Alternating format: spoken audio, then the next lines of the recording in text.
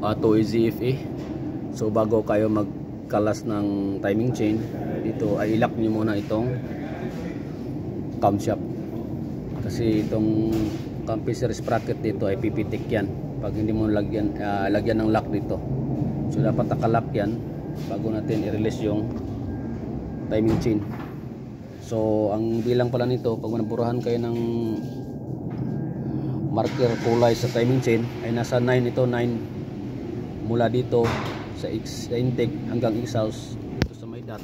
Ayan, 9 yan mula dito. May ano na yan, guhit dyan, 9 yan papunta dito. Yung sa ilalim wala nang problema yan kasi naka-sit up na yan doon. Meron na yung ano, marker doon sa ilalim, pointer, point dot. So walang problema yun. So yun lang ka-share ko. Pag mga ganitong makina, magtatanggal kayo ng ano para hindi na kayo mahirapan mag-wrestling mamaya sa camshaft. Pag sitting ay lagyan nyo muna ng lock dahil nito. Kung wala kayong timing tools, ito lang, simple DIY lang na ano, diskarte. So yun lang, rock and roll to the world. Oh yeah.